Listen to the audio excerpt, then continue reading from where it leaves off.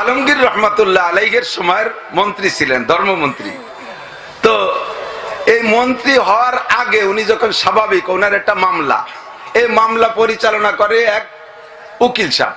তো উকিলদের স্বভাব কি, আমাদের গোপালগঞ্জের উকিল না, গোপালগঞ্জের উকিলরা চাই তাড়াতাড়িকে শেষ করে দিতি।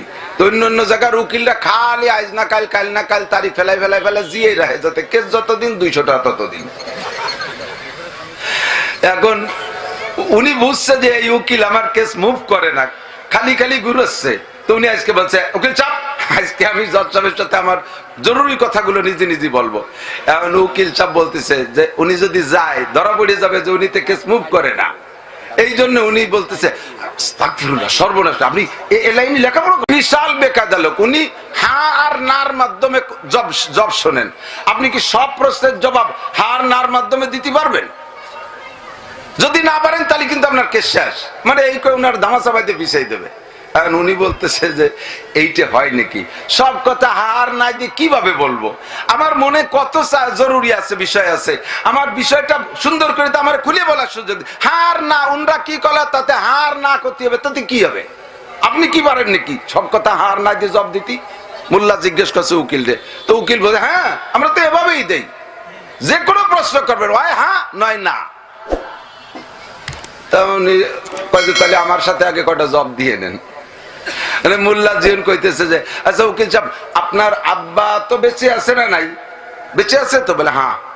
না আব্বা বেঁচে নাই। না, তো উনি তো নামাজি ছিলেন, মানে এমন কতগুলো জিজ্ঞেস করতে শুরু দে যাতে হার নাই দিয়ে জব দেওয়া যায়, আটকাবে তো এক জায়গা যাইয়া। উনি তো নামাজি ছিলেন, হ্যাঁ। তবলিগ করতেন, হ্যাঁ। মিথ্যে কথা বলতেন না, না। উনি তো রোজা থাকতেন খুব বেশি, হ্যাঁ। এসব হ্যাঁ আর নার মধ্যে। উনি তো জানতাম যে মসজিদে যাইয়ে নামাজ পড়তে যে জুতো চুরি করে বেচতেন, এই স্বভাবটা কি শেষ পর্যন্ত ছিল কি না?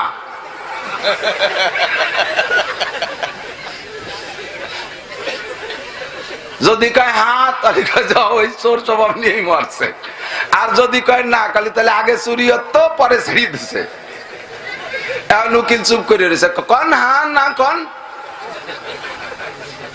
আপনার আব্বা জুতো চুরি হয়ে ব্যস্ত, এই স্বভাবটা এখনো আছে না নাই বলেন? ওরে মৌলবী পারার কায়দা নাই। বাচ্চা আলমগীর রহমাতুল্লাহ আলাইহি উনারে নিয়ে মাঝে মধ্যে এই কথার ফাঁকে ফাঁকে আটকে যাইতেন। তো একদিন মন্ত্রীরা, বাচ্চা আলম প্রায় মন্ত্রী উনার সাথে কথা কয়ে কেমন লজ্জাটা পায়, এমন একটা জব দিয়ে দেয় পরে মন্ত্রী হওয়ার পরে। একদিন বাচ্চা আলমগীর বলছে, আয় মোল্লা সাহেব, আপনি তো সবাই রে খালি কথা দিয়ে হারাই দেন, বলেন তো আমার এই পুকুরি কয় গিলাস পানি আছে? আগের বইতে ছিল, মুরব্বীরা জানেন। আমার এই পুকুরি কয় গিলাস পানি আছে? চবুতারে কয় গিলাস পানি আছে?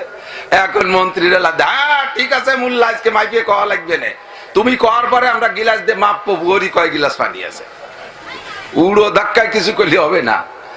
এখন মোল্লা জিম ধরে রয়েছে, বলেন বলেন তাড়াতাড়ি বলেন, অধিবেশন শুরু হবে। কয় স্যার গিলাসটা কটুক তাই কোন আগে, গিলাস ছোট বড় আছে, 4 গিলাস আছে, পোয়াইলে গিলাস আছে, গিলাসের সাইজ কটুক। কেন তাই দিব, তাই দিয়ে দরকার কি? বলে হ্যাঁ গিলাসের সাইজ বুঝে আমি পানি মাপবো, গিলাসটা যদি পুকুরির সমান হয় তাহলে 1 গিলাস, গিলাস যদি পুকুরির অর্ধেক হয় 2 গিলাস, কথা কন না? গিলাস যদি পুকুরির 4 ভাগের 1 ভাগ হয় তাহলে 4 গিলাস পানি হবে। মন্ত্রীরাও কয় বাচ্চা আলমগীর এ মোল্লারে ঠেহানুর কায়দা নাই। সব অধিবেশন ভেঙ্গে দিয়ে মোল্লারে আগে বিদায় দিয়ে সবার কাছে জানাই দিয়েছে গোপনে গোপনে, কালকে একটা ডিম নিয়ে আসবেন, প্রত্যেক এমপি মন্ত্রী পাছার নিচে এনে বসবেন, কেউ যেন টের পায় না, মোল্লা যেন জানে না। যার যার ডিম পাছার নিচে নিয়ে বসবেন, মোল্লা যেন জানে না, মোল্লা ডিম আনবে না। আমি রাগ করে বলবো সবাই ডিম প্রার্থী, সবাই ডিম দেখাবেন, মোল্লা হেরে যাবে। এছাড়া মোল্লা হারানোর আর কোনো কায়দা পাচ্ছি না। সবাই ডিম পাছার তলে দিয়ে বইছে, মোল্লা আবার ওই লেখালেখি করতে করতে পিছে পড়ে যায়, আইসে সবার পিছনে। এবার কৃত্রিম রাগে রাগ হয়েছে, হ্যাঁ আপনারা দেশ চালাবেন কি করে, এইরকম খালি মুরগির মতো পিছে টানেন, আপনারা মুরগির মতো তার ডিম পাড়েন। সবাই খাইতে ভাষা চালাতে ডিমের টাইনি দেয়, মোল্লার ডিম নাই। মোল্লা চুপ করে সবাই ডিম দেখালো, উনি যদি না দেখাতে পারে এটা ব্যতিক্রম, লজ্জার বিষয়, মাথা নিচে বসে রয়েছে। বাচ্চা তাড়াতাড়ি দেখান ডিম, সবাই ডিম দেখা, মোল্লার ডিম কো? মোল্লা ডিম না দেখা কুক কুক কুক, তার মানে ডিম দেখানো কুকমুখী কাজ হবে না। কয় স্যার এতগুলো মুরগি একটা মোরগ না থাকলে ডিম বাওয়া হয়ে যাবে না? আমি মোরগ।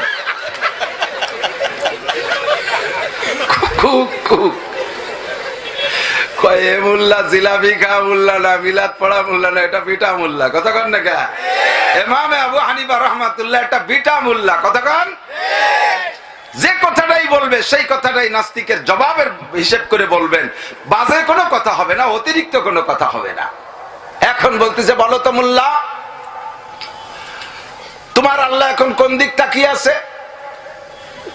মনে আছে নাকি? লা তাখুযুহু সিনাতু ওয়ালা নাওম। আমার আল্লাহর ঘুমও নাই, আমার আল্লাহর তন্দ্রাও নাই। কোন দিক তাকিয়ে আছে বলো? কয়েকটা মোমবাতি জ্বালাও। জ্বালাইছে একটা মোমবাতি, বলো আগুন কোন দিক তাকায় আছে? তোমার দিক না আমার দিক? সব দিক। আমার আল্লাহ সব দিক তাকায় আছে। সুবহানাল্লাহ। আমার আল্লাহ বাংলাদেশের দিক খেয়াল করলে যদি জাপানের দিক খেয়াল না করে, জাপান শেষ। জাপান আমেরিকার দিক খেয়াল করছে, বাংলাদেশের দিকে তাকাতে সুযোগ পাইনি, বাংলাদেশ শেষ। আমার আল্লাহ সারা জগতের দিকে তাকায় আছে। প্রত্যেকটা কথা জবাব। বলো তো তোমার আল্লাহ এখন কি করতেছে? এখন মোল্লা বলতেছে, আবু হানিফা রাহমাতুল্লাহ বলতেছে, খালি তুমি প্রশ্ন করো, আমি জবাব দিচ্ছি। তোমার এত প্রশ্নের জবাব আমার দিতে হবে। ঠিক আছে, তোমার এই লাস্টের জবাবটা দেওয়ার জন্য আমার একটা শর্ত আছে। কারণ যেহেতু তুমি শিখতেছো আর আমি শিখেছি, তাহলে আমি উস্তাদ, আমার উস্তাদের স্থানে রাখতে হবে, তোমার ছাত্রের স্থানে আসতে হবে। তুমি নামিয়ে নিচে আসো, আমি চেয়ারে বসবো, নাহলে এই প্রশ্নের জবাব দিতে পারবো না। এখন নাস্তিক তো তার অহংকার নিয়ে নামবেই না। সবাই বলতেছে এতগুলো প্রশ্নের জবাব ছেলে মানুষ দিয়ে দিল, একটা দাবি করছে, তার একটু নামেন না। সে নামবেই না, সে সবাই গলা ধাক্কাইয়ে কিলেতি কিলেতি নামাইয়ে ওই নিচে বসাইছে। ইমামে আবু হানিফারে কোলে করে নিয়ে চেয়ারে বসাইছে। এবার বলতেছে ওই প্রশ্নের জবাব দেবে এখন? বলে হ্যাঁ দেন। আমার আল্লাহ এখন কি করতেছে টের পান নাই? তোর মতো নাস্তিকরে বেইজ্জতি করে জুতো মাইরে নিচে নামাই, নিচে নামাইয়ে আমার মতো একটা পুলারে আদরে যত্ন করে চেয়ারে বসাইছে। ওয়া তানজিউল মুলকা মিম্মান তাশা। এরকম করে কেউরে সম্মান, কেউরে বেইজ্জতি, কেউরে অসম্মান করতে পারে কে? এই জগতের মালিক যেহেতু আল্লাহ, কাজী একাম তিনিই করতে পারেন। কাজী এই দুনিয়া চালাইতে সংবিধান চলবে কার? আপনি না বললে আমার আল্লাহ কাইনিল হুকমু ইল্লা লিল্লাহ। মানব রচিত সংবিধান সম্পূর্ণ নয়, দুনিয়ার মানব রচিত সংবিধান সীমিত। বড় বড় পণ্ডিতদের নীতি কথা, বড় বড় পণ্ডিতদের নীতি বাক্য অনেক সময় দেখি, যেমন আমাদের সদস্য হুজুর একটা নীতি কথা আমাদের সকলেরই জানা আছে, তুমি দুনিয়ার সব কিছু পেয়েছো কিন্তু আল্লাহকে পাও নাই, তবে তুমি কিছুই পাও নাই। কথা কোন ঠিক ঠিক না? অনেক সুন্দর একটা কথা, ঠিক না? দুনিয়ার সব কিছু পাইছো, রাজাই পাইছো, বাদশাহী পাইছো, এমপিগিরি পাইছো, মন্ত্রিত্ব পাইছো, শিল্পপতি হয়ে গেছো, কোটিপতি হয়ে গেছো, গোপালগঞ্জ 5টা বাড়ি, ঢাকা 5টা বাড়ি, বিদেশে বাড়ি করছো, তোমার সবকিছু আছে, কিন্তু তুমি আল্লাহকে পাও নাই। এগুলো তুমি কিছুই পাও নাই। সব থেকে সর্বস্ব তুমি, একেবারে সর্বময় শূন্য তুমি। একটা নীতি কথা। এমন নীতি কথা অনেকে বলেছে, আপনাকে বিবিরত রহিতে আসে নাই কে গো আপনি পারে, সকলের তরে সকলই মুরা, প্রত্যেকে মুরা পরের তরে। সুন্দর একটা নীতি কথা, ঠিক না?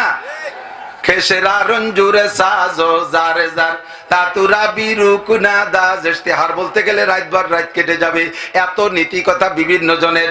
তবে একটা মানুষ এমন জগতে পয়দা হয় নাই, এক মুহাম্মদুর রাসূলুল্লাহ সাল্লাল্লাহু আলাইহি ওয়াসাল্লাম ছাড়া, যার একার নীতি কথায় মানুষের জীবনের শুরু থেকে নিয়ে মরণ পর্যন্ত 6টা জীবনে বিভক্ত। ব্যক্তি জীবন, পারিবারিক জীবন, সামাজিক জীবন, অর্থনৈতিক জীবন, রাজনৈতিক জীবন, আন্তর্জাতিক জীবন। 6টা জীবনকে সুন্দর করে চালানো যাবে একেবারে আদর্শ মানুষ হিসেবে। একজন মানুষ এত নীতি কথা রেখে যেতে পারে নাই, যার একার নীতি কথায় সমস্ত মানুষ সুন্দরভাবে চলতে পারবে। কেউ 5টা বলছে, কেউ 10টা বলছে, কেউ 100 বলছে, কেউ 200 বলছে, কেউ 500 বলছে। একটাই মাত্র মুহাম্মদুর রাসূলুল্লাহ, একজন ব্যক্তি বিশ্বনবী মুহাম্মদুর রাসূলুল্লাহ, যাকে দিয়ে আল্লাহ পাক বলাইছেন। মূল কথা হলো আল্লাহর, আর স্পিকার হলেন মুহাম্মদুর রাসূলুল্লাহ সাল্লাল্লাহু আলাইহি ওয়াসাল্লাম। তার একার নীতি কথায় মুসলমান না শুধু গোটা জাহান সুন্দর করে চলতে পারে কি পারে না? সংবিধান কার? ইনিল হুকমু ইল্লা লিল্লাহ। আল্লাহ পাক রব্বুল আলামিন বলেন এই জগৎ চলবে আমার সিদ্ধান্ত মতে, আমার সংবিধান মতে, তাহলেই দেখবা সবকিছু সুন্দরভাবে চলতেছে, ঠিক না? যদি আমার সংবিধান মেনে কোনো ড্রাইভার গাড়ি ধরে দুনিয়ার গাড়ি স্টার্টিং, তাহলে গাড়িটা গন্তব্যে যাবে। যোগ্য দক্ষ ড্রাইভার যদি আল্লাহওয়ালা দিনদার হয়, তাহলে তার স্টার্টিং এর ধরার সাথে সাথে দোয়া কালাম হবে। এর ওই দোয়া কয়টা বলছি? 1 নম্বরে সুবহানাল্লাযী সাক্কারা লানা, 2 নম্বরে ওমা কদারুল্লাহ হাক্কা কদরি, 3 নম্বরে আয়াতুল কুরসি, 4 নম্বরে গাড়িতে আপনারা যাত্রীরাও যদি ওঠেন এই দোয়াগুলো সবই পড়বেন। 4 নম্বর ওজিফা হলো গাড়িতে ওঠার বিসমিল্লাহ সহ সূরা কাফিরুন কুলিয়া, বিসমিল্লাহ সহ কুলিয়া। শুনতেছেন তো সবাই? বুঝতেছেন তো? আপনারা যখন গাড়িতে উঠবেন, বাড়ি থেকে বেরোবেন, হাদিসে আছে আল্লাহ নবী এক সাহাবাকে বলেন, তুমি যদি বাহিরে সফরে যাও, বাড়ি থেকে বের হও, বাড়ি ফেরার আগে তুমি তোমার চাহিদার চাইতে বেশি সফল হয়ে বাসায় ফিরবা। তুমি যে উদ্দেশ্য যাচ্ছ ওটাও পূরণ হবে, আরো বেশি আল্লাহ তোমাকে দেবে। ব্যবসায় গেলে ব্যবসায় উন্নতি হবে, চাকরিতে গেলে চাকরিতে উন্নতি হবে, ক্ষেত খামারে গেলে ক্ষেত খামার উন্নতি হবে, যেদিকে যাবা সেদিকে তোমার উন্নতি চাহিদার চাইতে বেশি হবে। এমন একটা আমল কি তোমাকে শিখাই দেব? সাহাবী বললেন, জি হুজুর আমারে শিখাই দেন। হুজুর বললেন, ঘর থেকে বেরোইয়া গাড়িতে যাওয়ার পায়ে হেঁটে যাও, যে জায়গায় যাও তুমি এই 5টা সূরা 6টা বিসমিল্লাহ, 5 সূরা 6 বিসমিল্লাহর আমল করবা, তুমি সফল হবা চাহিদার চাইতে বেশি। বিসমিল্লাহ পড়ে কাফিরুন, বিসমিল্লাহ পড়ে ইজা যা, বিসমিল্লাহ পড়ে কুল হুয়াল্লাহ, মাঝখানে তাব্বাত ইয়াদা বাদ। খেয়াল করছেন? বিসমিল্লাহ সহ প্রথম কোন সূরা? কুল ইয়া আইয়ুহাল কাফিরুন। বলেন কাফিরুন। দেখ টেলিভিশন দেখ, এবার কেসা টেলিভিশন কারে কয়? আজরাইলি টেলিভিশন দেখ, জাহান্নামের টেলিভিশন দেখ, আগুন দেখ আর জাহান্নামের সাজা শাস্তি দেখ। গাড়িতে উঠে দোয়া পড়ো, আল্লাহ সব বিপদ থেকে হেফাজত করবে। আল্লাহ নবী বলেন, কোন ব্যক্তি যদি যানবাহনে উঠা এই 4 প্রকার আমল করে, গাড়িটা যদি কারণবশত অ্যাক্সিডেন্ট করে, তাহলে সবাই মারা গেলেও এই আমল করনেওয়ালাকে আল্লাহ তাআলা কুদরতি হাত দিয়ে হেফাজত করবে। আল্লাহর এমন ক্ষমতা আছে না নাই? কুলিল্লাহুম্মা মালিকাল মুলক তুতিল মুলকা মান তাশা ইনিল হুকমু ইল্লা লিল্লাহ। সব ক্ষমতাময় মালিক, ক্ষমতার মালিক আমার আল্লাহ। ড্রাইভার যদি যোগ্য হয়, গাড়ির প্রতি নিরাপত্তা অনুভব করা যায়, গাড়িটা নিরাপদে যাবে আশা করা যায়। দুনিয়া নামক গাড়িটা বানাইয়া আল্লাহ পাক সর্বপ্রথম নিজের হাতে প্র্যাকটিস করাইয়া সুন্দর করে যোগ্য 2.5 থেকে 3 লক্ষ ড্রাইভার আল্লাহ পাঠাইছে। 1 নম্বর ড্রাইভার আদম আলাইহিস সালাম, 2 নম্বর ড্রাইভার শীস আলাইহিস সালাম, 3 নম্বর ড্রাইভার মালাইল আলাইহিস সালাম, 4 নম্বর ড্রাইভার ইদ্রিস আলাইহিস সালাম, 5 নম্বরে নূহ আলাইহিস সালাম, 6 নম্বরে ইব্রাহিম আলাইহিস সালাম। এরপরে ধারাবাহিক নবী শুরু হয়ে গেল। ইসমাইল আলাইহিস সালাম, ইসহাক আলাইহিস সালাম, ইয়াকুব আলাইহিস সালাম, ইউসুফ আলাইহিস সালাতু ওয়াস সালাম, সুলাইমান, মুসা আলাইহিস সালাম, দাউদ আলাইহিস সালাম, সুলাইমান আলাইহিস সালাতু ওয়াস সালাম, ঈসা আলাইহিস সালাতু ওয়াস সালাম। আখেরি ড্রাইভার বিশ্বনবী মুহাম্মদুর রাসূলুল্লাহ সাল্লাল্লাহু আলাইহি ওয়াসাল্লাম। এই সমস্ত যোগ্য ড্রাইভার যদি গাড়ির স্টার্টিং ধরে, তাহলে গাড়ির উপরে অনেকটা আস্থা করা যায়। কথা কোন ঠিক না? চলছে গাড়ি সুন্দরভাবে, কিন্তু গাড়ির ড্রাইভার ভালো, ভিতরে যদি যাত্রী উশৃঙ্খল হয়, মাঝে মাঝে মাঝে মাঝে যাত্রীর কারণে গাড়িরও ক্ষতি হইয়া যায়। আমি গেছি কুয়াকাটা মাহফিল করতে, কুয়াকাটার 20-30 কিলোমিটার আগে আমার সাথে 4-5 জন আমার হুজুররা গেছে। তো কয় হুজুর এত দূর যখন আইছি কুয়াকাটাতে এমনি সফরে আসবো না, আসছি যখন দেখে যাই। একেবারে শেষ ব্রিজ যেটা হয়েছে এখন লেবুখালী, ওইটা ফেরি পারতে বারগুলো ব্রিজ হয়ে গেছে সে সময়।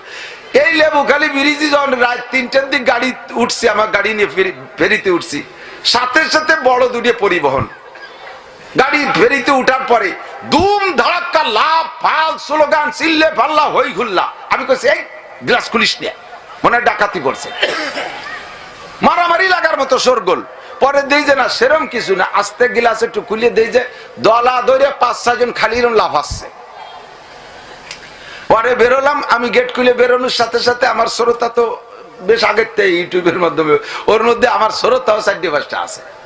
বললাম তো কে কোন জায়গায়? একটা হচ্ছে ঢাকা বিশ্ববিদ্যালয়ের গাড়ি, আর একটা হচ্ছে সাতক্ষীরের থেকে, সবই কলেজ বিশ্ববিদ্যালয়ের ছাত্র ছাত্রী, নারী আর পুরুষ একসাথে এই লাফাচ্ছে, গাড়িতে নামিয়ে ফালাচ্ছে বান্দরের মতো। আমি কলে যে ফালাচ্ছিস কেন? হুজুর আর 2-3 মিনিট ফালাবানি, একটু সবর করেন, বসেন। যাচ্ছি শিক্ষা সফরে, এটা শিখতেছে, কেগুলো শিখতে পাইছিল কলেজে, তাই শিখতেছে ফেরির পর দাঁড়াইয়া। আমি বললো যে তোরা শিক্ষিত মানুষ, কলেজ বিশ্ববিদ্যালয়ের ছাত্র ছাত্রী, এগুলি মানসিক কি কবে? ড্রাইভার কা হুজুর, আমি 30 বছর গাড়ি চালাই, কিন্তু এইরকম যাত্রী আমি পাইনি কোনোদিন। 5-6 বার আমার গাড়ি ওকে জাকিতি কালের মধ্যে চলে যেতে গেছে। ড্রাইভার তো ভালো, যাত্রী যদি হয় উশৃঙ্খল, গাড়ি ধরে রাখা কঠিন। নূহ আলাইহিস সালাম ড্রাইভার ভালো, যাত্রী খারাপ, দুনিয়ারে ঝাঁকি মারছে। আল্লাহ পাক অ্যাক্সিডেন্ট কইরা দুনিয়ারে শেষ কইরা দিয়া মানুষ রাখছে মাত্র 80 জন। ইব্রাহিম আলাইহিস সালাম ড্রাইভার ভালো, যাত্রী হলো নমরুদের মতো বিয়াদব, আল্লাহ তাআলা ঝাঁকি দিয়ে হাজার হাজার শেষ করে দিয়েছে। মুসা আলাইহিস সালাম ড্রাইভার ভালো, যাত্রী হলো ফিরাউন, কারুন, হামান, আল্লাহ তাআলা ঝাঁকি দিয়ে ওই সময় 6 লক্ষ কাফেরকে সাগরের মধ্যে ডুবায় ধ্বংস করে দিয়েছে। কথা বলেন ঠিক ঠিক না? হুদ আলাইহিস সালাম নবী ভালো, ড্রাইভার ভালো, উম্মত বিয়াদবি করছে, ঝাঁকি দিয়ে ধ্বংস করে দিয়েছে। আল্লাহু আকবার। সালেহ আলাইহিস সালাম ড্রাইভার ভালো, উম্মত বিয়াদবি করেছে, আল্লাহ পাক হাজার হাজারকে বান্দরা শুকর বানাইয়া ধ্বংস করে দিয়েছে। দাউদ আলাইহিস সালাম ড্রাইভার ভালো, তেলাওয়াত করতেন জবর কিতাব, উম্মতে বেয়াদবি করছে, মাছ খাইছে, আল্লাহ তাআলা তাদেরকে বান্দরা শুকর বানায় দিয়েছে। বিশ্ব নবী মুহাম্মদুর রাসূলুল্লাহ সাল্লাল্লাহু আলাইহি ওয়াসাল্লাম পৃথিবীর শ্রেষ্ঠ ড্রাইভার। কতক্ষণ? এই ড্রাইভারের আমলে দুনিয়ায় সব কিছু সুন্দর। নবী চলে গেছেন, সেকেন্ড ড্রাইভার আবু বকর, সেটাও যোগ্য। 3 নম্বর ড্রাইভার ওমর, তাও যোগ্য। 4 নম্বর ড্রাইভার উসমান, তিনিও যোগ্য। 5 নম্বর ড্রাইভার আলী, তিনিও যোগ্য। আসছে মুয়াবিয়া রাদিয়াল্লাহু তাআলা, তিনিও যোগ্য। হুসাইন রাদিয়াল্লাহু তাআলা যোগ্য ড্রাইভার। ওমর ইবনে আব্দুল আজিজ যোগ্য ড্রাইভার। আল্লাহু আকবার। এরপরে আস্তে আস্তে আল্লাহ ফাঁকে ফাঁকে বড় বড় বুজুর্গানে দিনের মাধ্যমে আল্লাহ দুনিয়া চালাইছে। বাদশা হারুন আর রশিদ যোগ্য ড্রাইভার, বাদশা আলমগীর যোগ্য ড্রাইভার, বাদশা শাহজাহান রহমাতুল্লাহ আলাইহি যোগ্য ড্রাইভার। চলে গেছে আদমিয়া গমশুদান দে মুলকে খুদা কর গেরেব সদরে নাশিন সচ্ছে গালো জাগ জাগান পুরকাশিদ ইজ্জতে দানা গুজাস্তো নওবতে নাদা রশিদ কব কগো মাদার গুজাস্তো জাগ জাগান পুরকাশিদ জাগা হা জাগা গেরেব তো বুলবুলা হয়রা পরিদ সোহবতে আদিল গুজাস্তো দাওরে বে আদিল রশিদ। মানুষগুলো চলে গেছে, বুলবুল পাখিতে ফুল পায় না, কাকশো গুনে এসে ফুল দখল করে বসে আছে। বিশ্ব মড়ল কাফের মুশরিক ইহুদ নাসারা, মানবতা বলতে তাদের অন্তরের মধ্যে নাই। কুচি কুচি বাচ্চাকে বোমা মাইরা, কুচি কুচি বাচ্চাকে বোমা মাইরা পুঁটি মাছ ভাজার মতো ভেজা করে ফেলতেছে। গত 2 দিন আগে ইসরায়েলের এক মন্ত্রীর ছেলে যুদ্ধে মারা গেছে। আরে শোক আর মাথা মার কান্নাকাটি করে। গাজাওয়ালারা কয় তোর ছেলেরে চিনিয়ে আমরা ইচ্ছা করলে না মারলে না মারতে পারতাম, আমরা ইচ্ছা করলে মন্ত্রীর ছেলেরা আমরা আগে থেকেই চিনি, না মারলে না মারতে পারতাম। কিন্তু মন্ত্রী তোরে একটা জিনিস বোঝানোর জন্য, যে পাড়া লাগলে কেমন লাগে, অন্য লোকের অনেক জায়গা তুমি পাড়াও, তারা কান্দে, তুমি দরদ বোঝো না, তোমার সেই জায়গায় একটা পাড়া দিয়ে দেখি, তখন তুমি বুঝবা। রোজা শুধু গরিব মানুষের জন্য করে দিলে দিতে পারতাম, বড় লোকদের খাবার আছে তারা খাইয়ে বেড়া, গরিব মানুষ তোরা খাবার পাঁচটা রমজানে একটু রোজা রাখ। আমি এভাবে ভাগ করে দেই নাই, বড় লোক ছোট লোক সকলের উপরে রোজা ফরজ করছি একটা জিনিস বোঝানোর জন্য। ও বড় লোক, গরিব মানুষ যে বছর ভরে খাইতে পারে না, তারা খাদ্যের কষ্ট ভোগে, ওরা না খাইয়া ক্ষুধার কষ্ট কেমন, এইটা তোমরা বড় লোকরা টের পাও না, যাতে তোমরা অনুভব করতে পারো। এই জন্য রমজানে বড় লোকদের পরে রোজা ফরজ করে দিছি। মানবতার বলি আওলাই, হিউম্যান রাইটস বলে আল্লাহু আকবার, মানবতা সম্পর্কে বক্তব্য ছাড়ে, অথচ তাদের ভিতরে মানবতার গন্ধ নাই। হাজার হাজার মাদেরকে কোলকালি করে বেরতেছে, বাচ্চাকে নিয়ে সামনের পর জবাই করে দিচ্ছে, গুলি করে দিচ্ছে, বাচ্চার সামনে মাকে গুলি করে দিচ্ছে। আরে সন্তানের সামনে মারে দর্শন করতেছে, মায়ের সামনে সন্তানরে দর্শন করতেছে, উভয়টাকে কড়াইতে ভাজার মতো ভাজা করে ফেলতেছে। এদের ভিতরে মানবতার গন্ধ নাই, এদের হাতে দুনিয়ার স্টার্টিং বিদায়। বারবার ভূমিকম্প, বারবার ভূমিকম্প, এখানে আগুন লাগে ওখানে আগুন লাগে। বর্তমান বিশ্বে 35টা পয়েন্টে, গাজা ফিলিস্তিন যেমন যুদ্ধ হচ্ছে, ওই রকম বিশ্বে 35টা পয়েন্টে যুদ্ধ হচ্ছে, আর সব জায়গা যুদ্ধ লাগায় রাখছে আমেরিকার মোড়লই বিয়াদব জো বাইডেন। ওর আগের থেকে যারা আমেরিকা পরিচালনা করে সবাই যুদ্ধ নীতিতে পাগল, সবাই যুদ্ধ নীতিতে একমত। ওদের অস্ত্র বিক্রির জন্য সারা বছর অস্ত্র বেচে পয়সা কামাই করে ধনী হবে, এই জন্য বিশ্বের পয়েন্টে পয়েন্টে যুদ্ধ লাগায় রাখছে, তাদের কাছে অস্ত্র বেচতেছে। এরা নাকি মানবতার গুরু, এদের সংবিধান বলে শ্রেষ্ঠ সংবিধান, ওদের সংবিধানে পায়খানা মাখাইয়া জুতো মারি। কথা বলেন ঠিক কি ঠিক না? তোর সংবিধান বলে সারা পৃথিবীর মুসলমান প্রস্রাব করে, যেই সংবিধানের ভিতরে কচি বাচ্চাকে মারার ভিতর তাকে দুনিয়ার মাঝে এরা মানবতা বিরোধী করেছে। আর আমাদের 17,000 মানুষ মারলি তাতে মানবতা বিরোধী হয় না, অমানবতা হয় না। গুরবামিরো সাগুজিরো মুশরা দরবা কুনাল, গুরবামিরো সাগুজিরো মুশরা দরবা কুনাল, এই দুনিয়ার কানে দৌলত মুলকেরা বিরা কুনাল। আল্লাহ হোটেলের মালিক দিন ভরে কিনা বেচা করে, সহকারী নাই, কয়জন চলে গেছে ছুটিতে, আবার কিনা বেচা ভালো, একা একাই কিনা বেচা করতেছে, দিন ভরে কিনা বেচা। ওর একটা জরুরত আছে না, তো জরুরত আসছে যখন, পায়খানা পেশাব আসছে, এখন কারে একটু দায়িত্ব দিয়ে যাবে? ভাজা মাছ প্লেট ভরা, গোশ এক জায়গা, 3 জনরে পাইছে, বস্তা ভরা চাইল ডাইল। কুত্তরে কইছে যে তোরে দায়িত্ব দিলাম, তুই এই গোশের আড়িটা খেয়াল রাখিস। বিলেইরে কইছে তুই ভাজা মাছগুলো লক্ষ্য রাখিস যেন কেউ খেয়ানত না করে। ইন্দুরে কইছে তুই চাইলেটার বস্তার দিক খেয়াল রাখিস। আধা ঘন্টা পর আইসে দেখছে 3 জন খেয়াল রাখছে, বস্তা সিটি হয়ে গেছে, দেখে তল দিয়ে বাংকার কুইছে, তল দিয়ে নিয়ে চলে গেছে। কুত্তায় ব্যাট ভরে খাইয়ে ডেক ছাড়তিছে, বিলেতি ভাজা মাছ খাইয়ে এবার প্লেট ছাড়তিছে। কি করছিস? কইছে খেয়াল রাখতে কইছি, এক পিসাব মুরিদ নিয়ে যাচ্ছে, পিসাব ঘোড়ায় বসা, মুরিদরে কইছে এই আমি তো, তুই তো ঘোড়ার পেটি 2 জন উঠলি তো চলছে, তুই পিছনে থাক, কোনো কিছু পড়লি খেয়াল রাখিস, দেখিস, কোনো কিছু পড়লি দেখিস।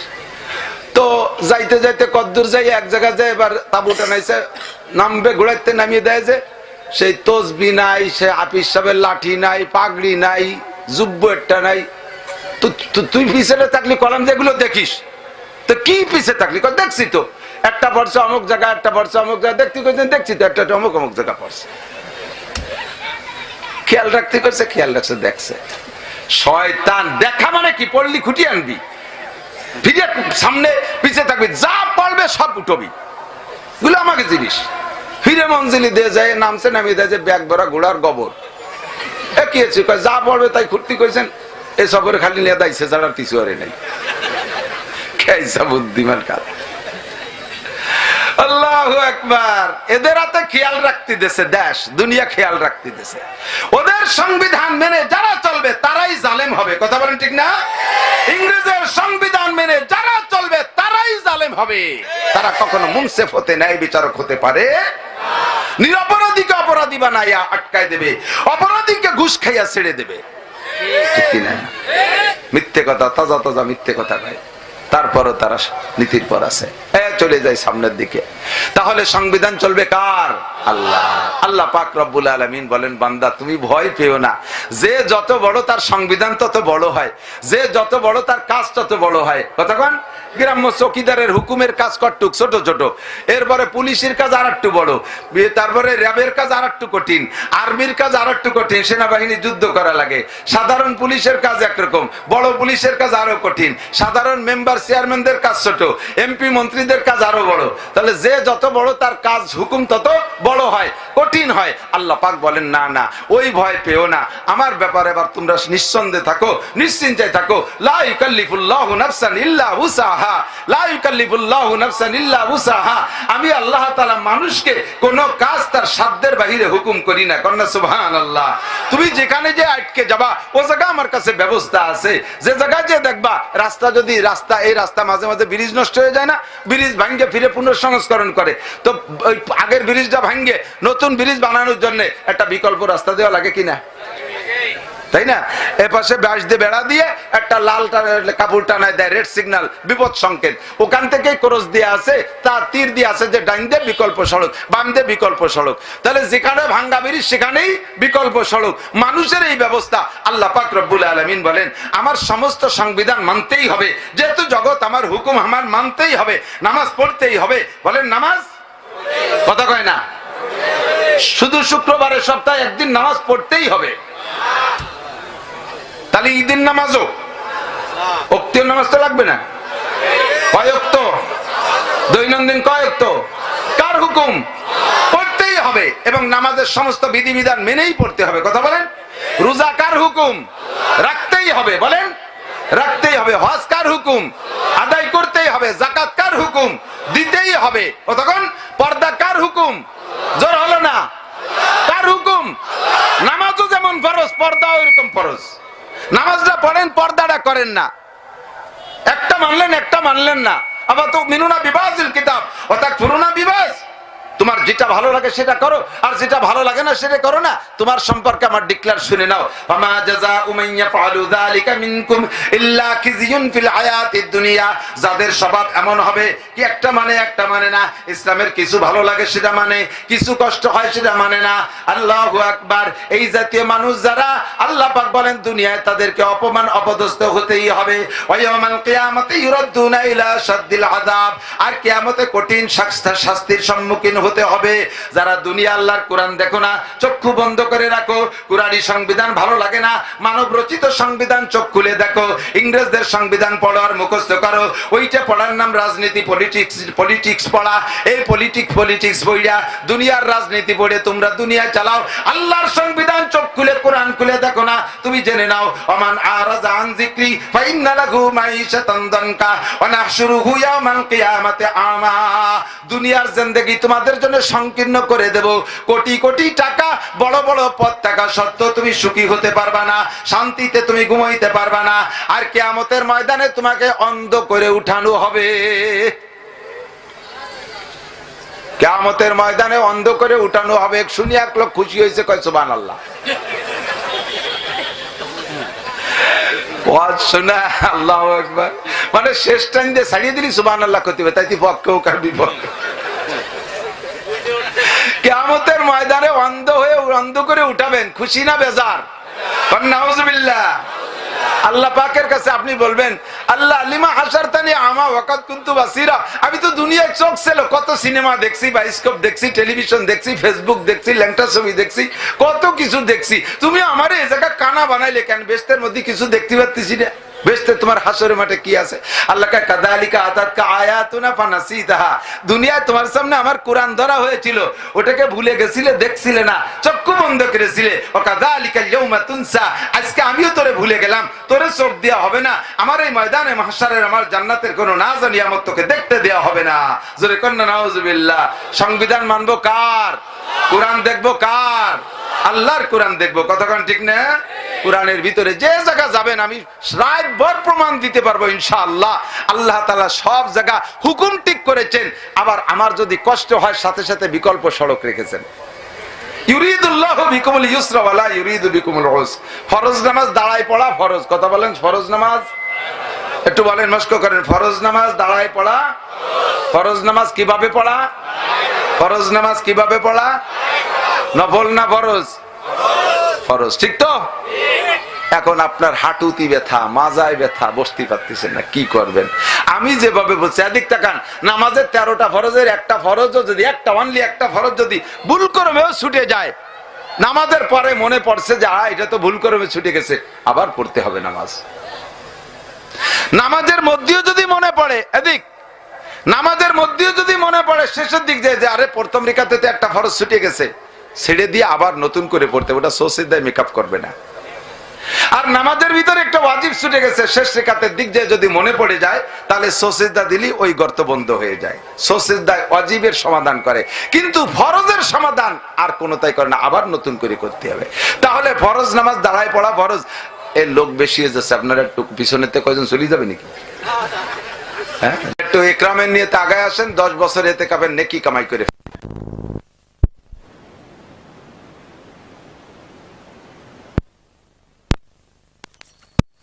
যে না পায়খানা করছে, কেন পেশা করে কেউ বসে না, কা এক কাঠা সর্দি ফাঁকা রয়েছে, ময়লা ময়লা। ওই জায়গাটা ভালো মাদুর দেন ফখরুল ভাই। হ্যাঁ, কেদা আলাদা দেশে মহা মুশকিল প্যান্ডেলের জন্য। আল্লাহ পাক তৌফিক দিক।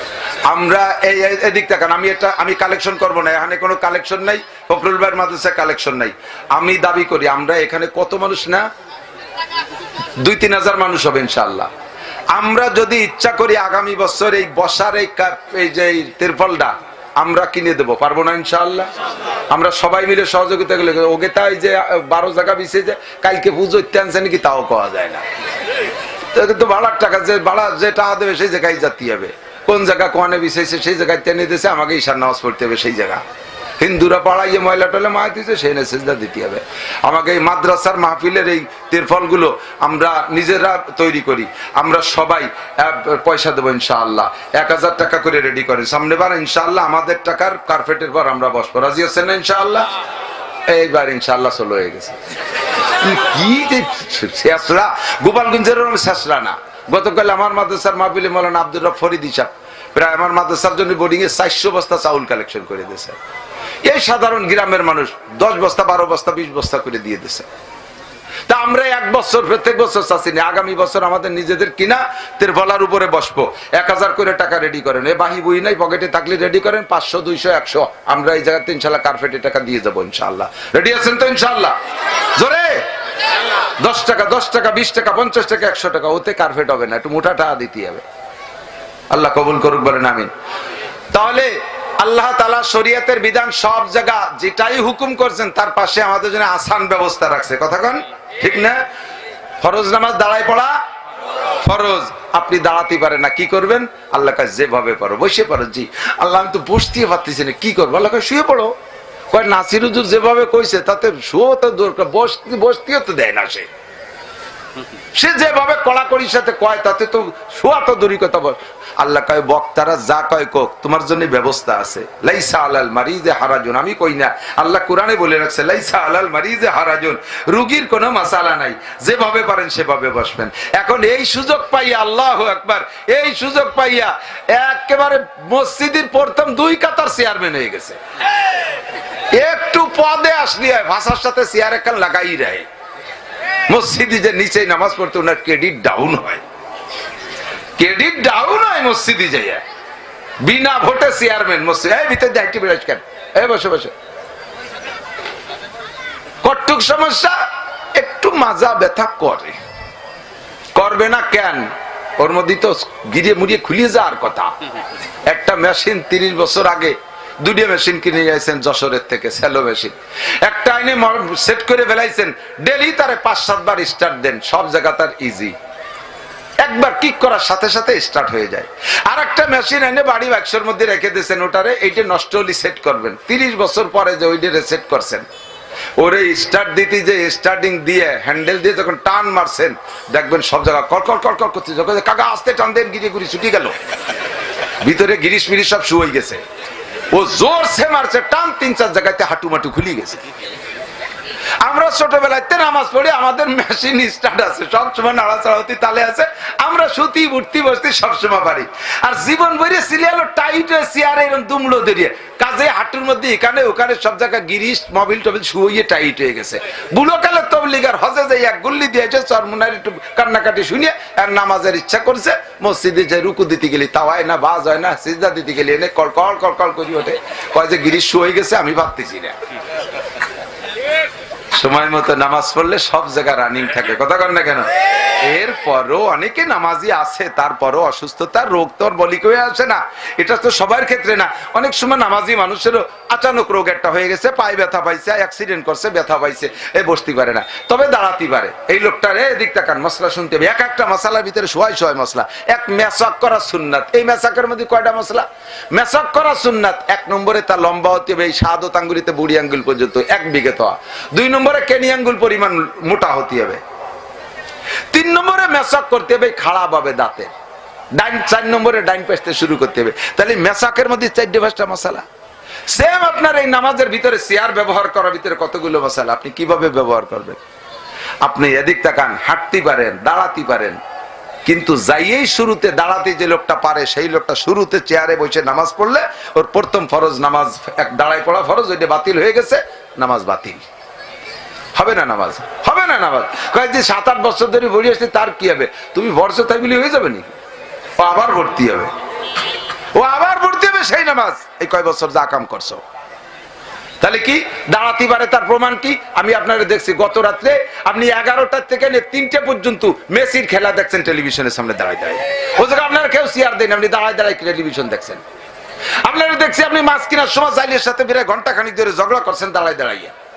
মসজিদে এসে 5-7 মিনিট আপনি আইটি বেড়াইছেন, দাঁড়ায় রয়েছেন। কাজে আপনি দাঁড়াতে পারেন, আপনি ধরেই শুরুতে বসলে হবে না। পারেন না আপনি যে জায়গা সেই জায়গা থেকে শিখাই চেয়ারে পাশার কাছে রেখে দাঁড়াবেন, দাঁড়াইয়ে কিরাত সব শেষ রুকুও দিতে পারেন, তারও প্রমাণ আছে। একটু আগে আপনার হাতে মোবাইল পড়ে গেছে, কুজয়ে খুঁটলেন, মোবাইলটা পড়ে গেলে কুজয়ে উঠাইলেন, তাতে বোঝা যায় রুকু করতে পারেন। রুকুর আগে তোর হয় না, রুকু না করলে তো কুজো না হলে তোর হয় না। কাজে রুকু পরিমাণ কুজো আপনি হতে পারেন, কাজে আপনার রুকুও করতে হবে। দাঁড়াবেন, রুকু করবেন, সামি আল্লাহ রব্বানা লাকাল হামদ করে দাঁড়াবেন। ফিরে সিজদায় যাওয়ার সময় এই রুকুর নিচে যাইতে পারেন না, এই জায়গা আপনি অসুস্থ, পাশার কাছে চেয়ার রাখবেন, বসে পড়বেন। তবে আর একটা কথা মনে রাখবেন, আপনি যদি একবার মাটিতে বসতে পারেন তাহলে হাঁটুর উপরে রুকু দিয়ে সিজদাটা আপনি মাটিতে দিতে পারেন, তাতে বাড়ি একটা অসুবিধা হয় না। এই লোকটা চেয়ারে বসবেন না। আপনি চেয়ারে বসলে আপনার নামাজ হবে ঠিক আছে, কিন্তু আপনি ইশারায় সিজদা দেওয়ার চাইতে মাটিতে কপাল লাগাইয়া সিজদা দেওয়ার মধ্যে যে তৃপ্তি, এটা চোখের ইশারায় কোনোদিনও অনুভব করতে পারবেন না। এই স্বাদ কোনো তাই হবে না। কথা কোন ঠিক না? নামাজের মূল মাকসাদ হলো মাটিতে সিজদা দেওয়া। হ্যাঁ, আল্লাহর কুদরতি দুই কদমের মাঝে, আল্লাহ আমি তোমার পায়ে পড়ছি, আল্লাহ আমি তোমার পায়ে পড়ছি, এই যে মজা সিজদা মাটিতে দিয়া, এটা ইশারায় হবে না। কাজে আপনি রুকুর থেকে দাঁড়াইয়া বসতে পারেন না, চেয়ারের অনুমতি দেওয়া গেছে, কিন্তু শুরুতে যে আবার বসে আপনি মাটিতে সিজদা দেওয়ার ক্ষমতা আছে, তাহলে মাটিতে বসেই পড়বেন, সিজদা দেবেন মাটিতে। কথা বুঝে আসছে না? চেয়ারটা রাখবেন কোন জায়গায়? চেয়ারের সামনের পায়া সামনের দিক যাবে, পিছনের পায়া পায়ের গোড়ালি, মুসল্লিদের পায়ের গোড়ালি কাতার বরাবর হবে পিছনের কাতার, পিছনের পায়া। আপনি দাঁড়ানোর সময় সামনে একা তাকাই গেছেন, সমস্যা নাই, কিন্তু বসার সময় তো সবার সাথে বরাবর হয়ে যাবে। একটা মাসালার মধ্যে কত মাসালা আল্লাহ পাক ব্যবস্থা রেখেছে। লা ইউকাল্লিফুল্লাহু নাফসান ইল্লা উসাহা, ইউরিদুল্লাহু বিকুমুল ইউসরা ওয়া লা ইউরিদু বিকুমুল উস। আপনাকে রমজানের রোজা রাখা ফরজ, রমজানের রোজা রাখা মাসালা আর একটা শিখাই দেই। নামাজ পড়তে অজু লাগে, নামাজ পড়তে কি লাগে? কি লাগে? বিনা অজুতে নামাজ হয়? অসুস্থ মানুষ, অসুস্থ যে অজু বানাতে পারে না, তারও কি বিনা অজুতে নামাজ হয়? বলেন না, তার নাপাক অবস্থায় নামাজ হবে না। আল্লাহু আকবার। ইযা কুমতুম ইলাস সালাতি ফাগসিলু উজুহাকুম, আল্লাহর হুকুম, আমি কই না। ইযা কুমতুম ইলাস সালাতি ফাগসিলু উজুহাকুম ওয়া আইদিয়াকুম ইলাল মারাফিকি ওয়ামসাহু বিরুউসিকুম ওয়া আরজুলাকুম ইলাল কাবাইন। এই আয়াতের দ্বারা ওযুর সিস্টেম আল্লাহ তাআলা শিখিয়ে দিয়েছেন। হাত দাও, মুখ দাও, মাথা মুছো, পাও দাও, এই ছাড়া তুমি নামাজের কাছেই যাবা না। এখন আপনি অসুস্থ মানুষ, আপনার ডাক্তার বলছে তুমি করোনার রোগী, পানি স্পর্শ করতেই পারবা না, তোমার জ্বর এখন 105, পানি স্পর্শ করতেই পারবা না, তবে নামাজ ফরজ। তবে নামাজ শ্বাস থাকতে, হুশ থাকতে নামাজ ফরজ, পড়তেই হবে। বিনা অপবিত্র অবস্থায় নামাজ পড়া যাবে না। আমি এত কড়াকড়ির সাথে বলছি, আপনি আল্লাহর কাছে ভেঙে পড়ছেন যে আল্লাহ, নাসির হুজুর দেশি মানুষ, তারপরে একটু ছাড় দিল না, যেভাবে টাইট করে কইছে এই বিনিয়োজিত নাপাক অবস্থায় নামাজ পড়ো, আমি কি এটি নামাজ পড়ো কও দিদি আল্লাহ, এ তো পানিও ঠান্ডা। আল্লাহ কয় সে যা কয় কোক, যদি তুমি অসুস্থ হও ফাতায়াম্মামু সাইয়িদান তাইয়্যিবা, তোমার জন্য বিকল্প সড়ক রাখছি, তুমি মাটি দিয়ে তায়াম্মুম করে নামাজ পড়ো। কন্যা সুবহানাল্লাহ। আমার আল্লাহর ব্যবস্থা রাখছে কি রাখে নাই? যেখানেই ভাঙ্গা ব্রিজ সেখানে আল্লাহ তাআলা বিকল্প সড়ক রাখছে। ওযু বানাইতে পারেন না, তায়াম্মুম। এখন একটা মাসালা জায়গা জেনে নেন, আমরা শুধু বুঝি যে ওযুর পরিবর্তে তায়াম্মুম, কিন্তু গোসল ফরজ হইছে, গোসল করলে তো জ্বর হয়ে যাবে 7, হতে পারে কিনা? মারাত্মক জ্বরের ভিতরেও কারণ বশত গোসল ফরজ হয়ে যেতে পারে কিনা? একজন মহিলা তার মাসিক শেষ হয়ে গেছে বেলা দুপুরের সময়, আসরের সময়, এখন শীতকাল, ওই সময় যদি সে গোসল করে তাহলে তার তো জ্বর বেড়ে যাবে, অসুবিধা হবে। আল্লাহ তাআলা ব্যবস্থা রাখছে, তোমার নাপাক কাপড়গুলো খুলে সরাই রেখে তুমি নির্দিষ্ট জায়গায় একটু গরম পানি দিয়ে পরিষ্কার করে তুমি তায়াম্মুম করে নামাজ পড়ো। এই নামাজ দোহরানোও লাগবে না। ওযুর স্থান যেমন তায়াম্মুমে কভার করে, গোসলের স্থানও তায়াম্মুমে কভার করে। আপনি অসুস্থ মানুষ, গোসল করলে রোগ বেড়ে যাবে, আপনি এ মনে করতে যে ওযুতে না তায়াম্মুম চলি, এত বড় নাপাক তায়াম্মুম দিয়ে কি হয় হুজুর, কুলি কি হয়? মনের একটা তৃপ্তি আছে না? তোমার মনের তৃপ্তিতে একা কক্তের বিনিময় 230 কোটি 40 লক্ষ বছর জাহান্নাম কামাই করতেছো। আল্লাহ সুযোগ দিতে, তোমার তৃপ্তির দরকার কি? গোসল ফরজ, গোসল করলে রোগ বেড়ে যাবে। যাবে, বাস আপনি তায়াম্মুম করে নির্দিষ্ট জায়গার ময়লাগুলোকে অল্প পানি দিয়ে ধুয়ে পরিষ্কার করে আপনি পবিত্র কাপড় পরে গোসলের পরিবর্তে আপনি তায়াম্মুম করতে পারেন। এখন এই তায়াম্মুম আবার দুই প্রকার না। হযরত আলী রাদিয়াল্লাহু তাআলা আনহু তায়াম্মুমের মাসালা শোনার পরে ওযু তায়াম্মুম তো ওযুর কাদায় করে, একদিন আইসে হুজুরের কাছে সারা গায়ে মাথায় বালি, আইসে কয় হুজুর আমার দেখেন যে তায়াম্মুম হইছে নাকি। হুজুর কি তায়াম্মুম করছো? কয় হুজুর আগে তো ওযুর তায়াম্মুম করতাম, এই আত্মস্তামান মুখ মুছতাম, আজকাল গোসলের তায়াম্মুম করছি। শরীর খারাপ, গোসল করলে শরীর খারাপ হবে, গোসল ফরজ, আমি গোসলের তায়াম্মুম করছি। কিভাবে করছো? বালি গাদি দিয়ে এই পাশে ডুব দিতে বার হয়ে গেছি। হুজুর বললেন আলী গোসল ওযুর তায়াম্মুম যতটুকু গোসলের তায়াম্মুমও ততটুকু, বেশি করা লাগবে না, বেশি করা লাগবে না। ওই হাত আর মুখ মুছলে হয়ে যাবে, গোসলের তায়াম্মুমে সারা গায়ে মাটি ডলা লাগবে না। সহজ হয়েছে কি হয় নাই কথা বলেন? সহজ ব্যবস্থা হয়েছে কিনা? বহুত মানুষ শীতকালে দিন এভাবে, আবার শীতের কারণে এমনি শরীর খারাপ না, অসুস্থ না, জ্বর জারি কিছু না, শুধু শীত কষ্টের কারণে গোসল না করে তায়াম্মুম করলে হবে না। ভালো করে মনে রেখেন, শুধু শীত কষ্টে গোসলের পরিবর্তে তায়াম্মুম করলে হবে না, গোসল সেখানে করতেই হবে, গরম পানি করে করেন। আল্লাহ পাক সহজ ব্যবস্থা রেখেছে। 3 নম্বর হলো, সময় হয়ে গেছে নাকি? আল্লাহ আরেকটু করে শেষ করে দিচ্ছি। আমাদের বড় বক্তারা আছে আলহামদুলিল্লাহ, খালেদ সাইফুল্লাহ আইয়ুবী আছে, হাসান জামিল সাহেব আছে, ইনশাআল্লাহ কথা বলবে। তো আরেকটা মশালা বলি, এই সহজ সহজ তাহাজ্জুদ যদি কেউ শেষ রাত্রে নিয়মিত পড়ে, আল্লাহ তাআলা তাকে মাথায় মাথায় মেরে দিচ্ছি, তাহাজ্জুদ যদি শেষ রাত্রে পড়ে আল্লাহ তাআলা তাকে নিয়মিত পড়ে যদি কেউ, আল্লাহ তাআলা তাকে কিয়ামতে রেগুলার তাহাজ্জুদ পড়নেওয়ালাকে নবী এবং শহীদদের সাথে বিনা হিসাবে জান্নাতে দিয়ে দেবে। যে লোকটা শেষ রাত্রে উঠে তাহাজ্জুদ পড়বে, হাসরের ময়দানে আল্লাহর এই মহা বিপদ দেখা মানুষ তো সব পাগলের মতো হয়ে যাবে। ইয়াউমা তাযহালু কুল্লু মুরদিয়াতিন, ইয়াউমা কি বলে, ইয়াউমা তাযহালু কুল্লু মুরদিয়াতিন আম্মা আরদাআত ওয়া তাদাউ কুল্লু যাতি হামলিন হামলাহা ওয়া তারান নাসা সুকারা ওয়া মা হুম বিসুকারা ওয়ালাকিন্না আযাবাল্লাহি শাদীদ। ময়দানে মাহশারের এই মহা বিপদে মানুষ মাতালের মতো, মদ খা রোগীর মতো এরকম হয়ে বেড়াবে, পাগল হয়ে যাবে। অপ্রাপ্ত বয়স্ক গর্ভবতী মহিলা যদি থাকতো তাহলে তার পেটের থেকে বাচ্চাটা পড়ে যেত, এমন বিপদ। এই বিপদের সময় শেষ রাত্রে উঠে যারা তাহাজ্জুদ পড়বে এদেরকে আল্লাহ তাআলা ওই দিন অজ্ঞান করবেন না, ওরা হুঁশের সাথে আল্লাহ পাকের সামনে হাজির হতে পারবে। এখন আমরা তো কৃষক, মূর্খ, কষ্ট করি, দিন ভরে পরিশ্রম করি, দিন মজুর, কত কষ্ট করে, আমরা তো প্রত্যেক রাতে তাহাজ্জুদ এভাবে পড়তে পারবো না। ওই হুজুররাই সেদিন হুঁশ থাকবে, আমরা পাগলের মতোই ঘুরি বেড়াবো, পাবলিক আমাকে কপালে আর নাই। আল্লাহ নবী কয়, এ নাসির অত বাড়াবাড়ি ওয়াজ করে না, বাশশিরু উম্মতরে সুসংবাদ দাও, বাশশিরু ওয়ালা তুনাফিরু, বেশি ভয় দিয়ে ভাগাই দিও না, ইয়াসসিরু ওয়ালা তুয়াসসিরু, সহজ মাসলা করে দাও, কঠিন মাসলাকে সরাই দিও না। শেষ রাত্রি কয়জন উঠে তাহাজ্জুদ পড়তে পারবে? জি হুজুর আমি কি কব? কয় তাহাজ্জুদের মাসালাটা কি কব? কয় বলে দাও, ঈশার ফরজ 4 রাকাত আর সুন্নাত 2 রাকাত পড়ার পরে বেতেরের আগে পারলে 12 রাকাত, না হয় 10 রাকাত, না হয় 8 রাকাত, না পারো 6 রাকাত, না পারো 4 রাকাত, না পারো কমপক্ষে 2 রাকাত ছোট ছোট সূরা দিয়ে তাহাজ্জুদের নিয়তে পড়া, এরপরে বেতের পড়ে ঘুমাও। আর নিয়ত রাখো শেষ রাত্রে উঠলে পরে আবার পড়বো। তাতে যদি কোনোদিনও শেষ রাত্রে উঠতে না পারো আর এইভাবে তাহাজ্জুদ পড়ো, কিয়ামতের ময়দানে নির্দিষ্ট শেষ রাত্রে উঠে তাহাজ্জুদ পড়নেওয়ালাদের সাথে আল্লাহ তাআলা একই সাথে তোমারও জান্নাতে দিয়ে দেবে। সহজ হইছে কিনা? আল্লাহ কি খালি কঠিন মসলা কইছে? আমরা এই 2 রাকাত আজকের থেকে পড়তে পারবো না? আজকের ঈশা সামনে আছে, কে কে নিয়ত আছে?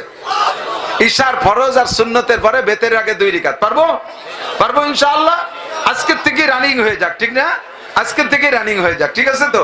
ভাই মাওলানা ফখরুল সাহেব বলে বিভিন্ন মাহফিলে কি বলে জানেন? মাগরিবের সুন্নাত পড়েই বসে যাবেন, নফলের নিয়ত করিবেন না। নফল কি তোমার বাপের যে তুমি নিষেধ করো? যশোর হুজুর রহমাতুল্লাহ আলাইহি এইরকম একদিন আমার মনে আছে ভালো করে ধমক, নামাজ কি তোর বাপের? তুই নামাজের নিষেধ করিস কেন? নফল নামাজ আল্লাহর সিজদা দেবে আর তুই নিষেধ করিস?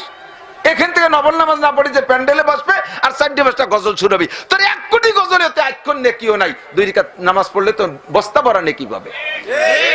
তুই নামাজের নিষেধ করিস? যদি কারণবশত সময়ের স্বল্পতা থাকে, এদিক থেকে ভাষা শেখেন, যদি কারণবশত সময়ের স্বল্পতার কারণে নফল পড়তে নিষেধ করা লাগে তাহলে ভাষা কি হবে?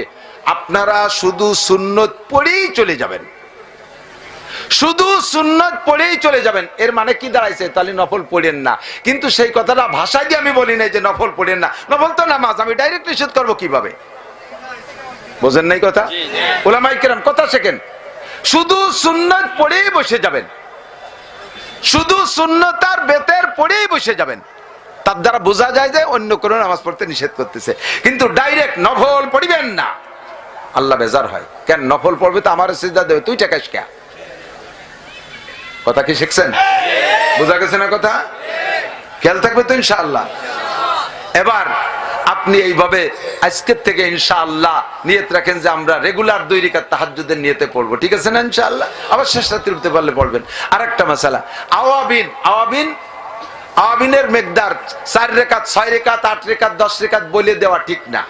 কারণ আওয়াবিনের হাসানুল বতার ভিতরে লাগছে আকাল্লে আওয়াবিন 4 রাকাত, আওয়াবিনের সবচেয়ে কম রাকাত হলো 4 আর সর্বোচ্চ 20। আমি 6 বলে দেবো, ও লোকটা তো পড়ান নিয়ে তো 20, আমি 6 বলে তারে ঠেকাবো কে? কতক্ষণ? যদি আওয়াবিনের অনুমতি থাকে তাহলে আওয়াবিন সম্পর্কে বলতে হবে যারা আওয়াবিন পড়ার অভ্যস্ত পড়তে পারেন, আওয়াবিনের সুযোগ আছে। যারা না পড়েন তারাও পড়তে পারেন, বড় ফজিলতওয়ালা নামাজ। এবার সে সর্বনিম্ন 4 রাকাত পড়তে পারে, 6, 8, 10, 12, 20 পর্যন্ত পড়তে পারে। তারা নির্দিষ্ট রাকাত বলে দেওয়া এটা আর একটা বিদআত। আওয়াবিন 4 রাকাত, সর্বনিম্ন 4 রাকাত, সর্বোচ্চ 20 রাকাত। ইশরাক 2 রাকাত পড়লে আদায় হয়ে যাবে। চাষতের নামাজ 2 রাকাত পড়লে হয়ে যাবে। আর তাহাজ্জুদের সর্বনিম্ন 2 রাকাত, সর্বোচ্চ 12 রাকাত। একজনের দেই যে বক্তা, আমাদের বক্তারা ওয়াজ করে, অমুক বুজুর্গ সারা রাত তাহাজ্জুদের নামাজ পড়ছে, একের পর এক পড়ছে, কয়েকশো রাকাত তাহাজ্জুদ পড়ছে। এক রাত্রে তাহাজ্জুদ হলো 12 রাকাত, সে হুজুর বলে কয়েকশো রাকাত পড়ছে। হুজুর বলছে 12 রাকাত, আর বক্তা কয় যে 100 রাকাত পড়ছে। বেশি ভালো দরকার নেই, যতটুকু আছে ততটুকুর নাম শরিয়াত। লা ইউকাল্লিফুল্লাহু নাফসান ইল্লা উসাহা। শক্তির বাহিরে আল্লাহ কোন হুকুম চাপাই দেশে, কথা বলেন দেশে।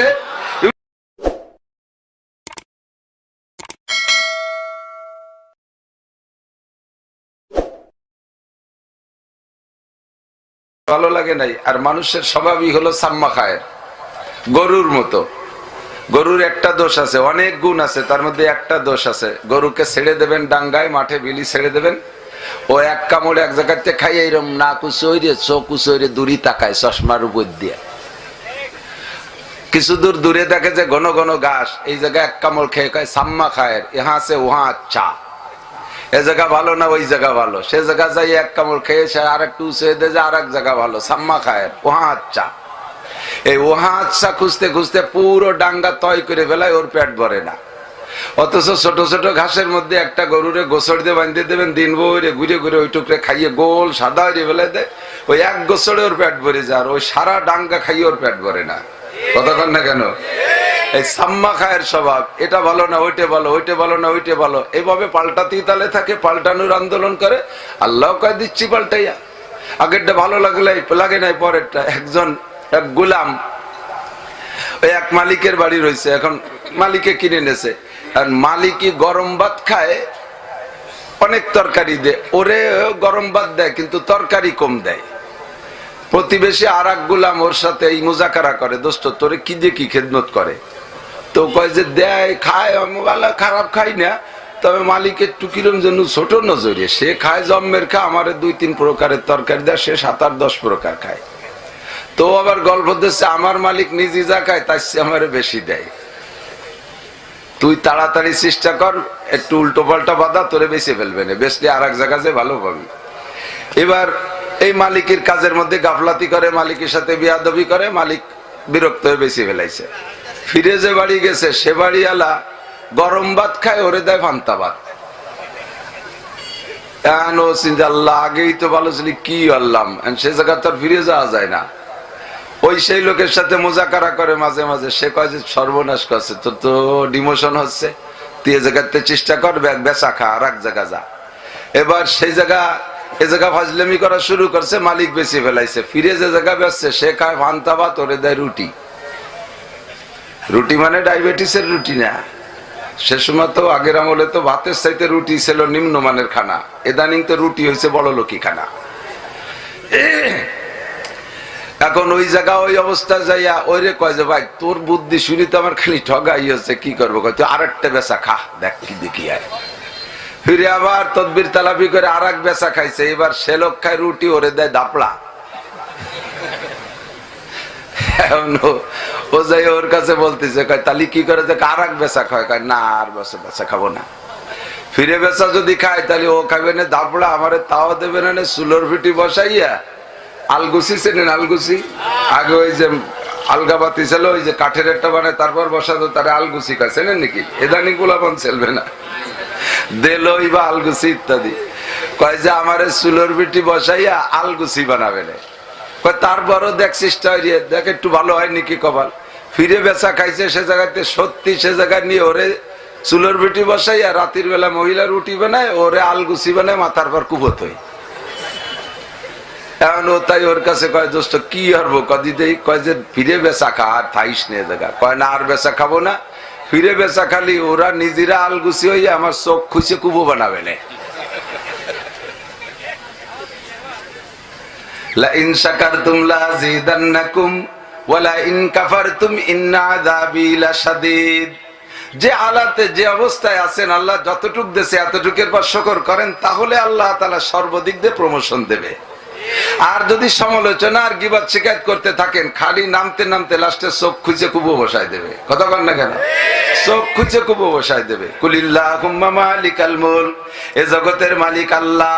তুতিল মুলকা মান তাশা, যাকে খুশি যখন ক্ষমতা দেয়, যাকে খুশি যখন তখন ধন সম্পদ দেয়। ওয়া তানজিউল মুলকা মিম্মান তাশা, আর যখন খুশি তার থেকে ছুটাই নিয়া আল্লাহ তাআলা হাত বদলায়, পরিবর্তন করে দেয়। এই মাঠে একই মাঠ জমি ততটুক রয়ে গেছে। আজ থেকে 40 বছর আগে ওই মাঠে একজন বড় লোক ছিল, জমির মালিক হইয়া। সেই সময় একটা লোক ওই মাঠে ওই বড় লোকের খেতে কাজ করিয়া দিনের পর 2-5 টাকা 10 টাকা মজুরি নিয়ে এসে সংসার চালাইতো। জমির মালিক ছিল একজন। সেই জমি জায়গায় রয়েছে, 30 বছর পরে আইসা কিষেন রে আল্লাহ মালিক বানায় দেয়, মালিকরে আল্লাহ পুনরায় কিষান বানায়। জমি পাল্টে বড় লোক পাল্টে নাই, জমি জায়গায় রয়েছে, বড় লোকের হাত পাল্টায় দিয়েছে আল্লাহ। এ ক্ষমতা কার? আমাকে আপনাকে পারে কি পারে না? আজকে কোটিপতি কালকে কোটিপতি, আজকে জমিদার কালকে আল্লাহ তাআলা মজদুর বানায় দিতে পারে। আজকে আমি শিল্পপতি কালকে আমারে ভগ্নিপতি বানায় দিতে পারে। পতি ঠিক আছে পাল্টায় দেবে, শিল্পতে ভগ্নি বানায় দেবে, নিচের দিক নামায় দিতে পারে। তুতিল মুলকা মান তাশা, তুমি যারে খুশি তারে ক্ষমতা দাও। ওয়া তানজিউল মুলকা মিম্মান তাশা, আবার যখন খুশি যার থেকে খুশি তার থেকে তুমি ক্ষমতা সরাই নিয়ে যাও। কারণ এ জগতের মালিক আমার আল্লাহ। যেহেতু জমিনের মালিক কে? একটু বলেন, একবার যদি মুহাব্বতের সাথে আল্লাহ বলেন 4000 নেকি পাইবেন। জমিনের মালিক কে? জগতের মালিক কে?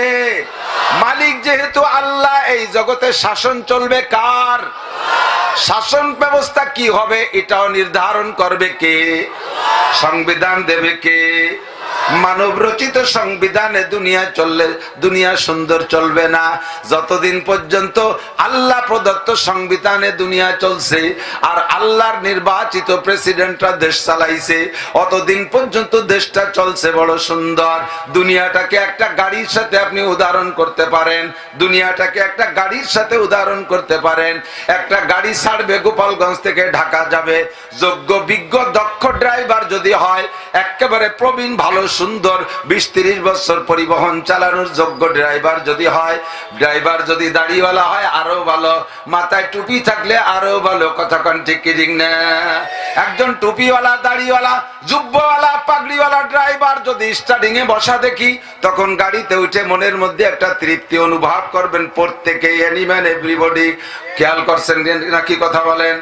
কারণ মনে একটা বুঝ আসে, এই লোকটা মাথায় পাগড়ি আছে, নিশ্চয়ই তার শরীর পাক আছে। আমার জানা আছে হাজারো ড্রাইভার ফরজ গোসল বাকি থাকতে স্টার্টিং এ ওঠে, হাজারো ড্রাইভার মদ গাঁজা ইয়াবা খাইয়া ড্রাইভিং করে, আছে না নাই? একজন পাগড়িওয়ালা নিশা খেয়ে গাড়িতে ওঠে নাই, নাপাক অবস্থায় গাড়িতে ওঠে নাই, জামা টুপি পাগড়ি আছে, যেহেতু নিশ্চয়ই সে ফজরের নামাজও পড়ে আসছে, কিছু ওজিফা দোয়া কালাম পড়ে আসছে। গাড়িতে উঠার দোয়া সুবহানাল্লাযী সাক্কারা লানা হাদা ওয়া মা কুন্না লাহু মুকরিনিন ওয়া ইন্না ইলা রাব্বিনা লামুনকালিবুন। নিশ্চয়ই দোয়া পড়েছে ওয়া মা কাদারুল্লাহ হাক্কা কদরিহি ওয়াল আরদু জামিআন কবজাতুহু ইয়াউমাল কিয়ামাতি ওয়াস সামাওয়াতু মাতবিয়াতুম বিয়ামিনি সুবহানাহু ওয়া তাআলা আম্মা ইউশরিকুন। গাড়িতে আরোহণ, যানবাহনে আরোহণের দোয়া। এরপরে নিশ্চয়ই আমার বিশ্বাস ভদ্রলোক আয়াতুল কুরসি পড়েছেন। আর আয়াতুল কুরসি মানে কি? লা তাখুযুহু সিনাতুন ওয়ালা নাওম। গাড়িতে সব যাত্রী ঘুমাবে কিন্তু আমার আল্লাহ পাক চোখ বন্ধ করে না। এ দুনিয়ার মানুষ 52 জন যাত্রী গাড়িতে উঠার 10 মিনিটের মধ্যে ঘুমিয়ে যায় যদি গাড়ি ভালো হয়। 52 জন যাত্রীর ঘুম আসলে ড্রাইভারেরও ঘুম আসতে পারে কি মানে না? 52 জন যাত্রী তারাও মানুষ, ড্রাইভারও মানুষ। এবার সুন্দর রাস্তায় গাড়ি চালাইতে গেলে যাত্রীর চাইতে ড্রাইভারের ঘুম আসে বেশি।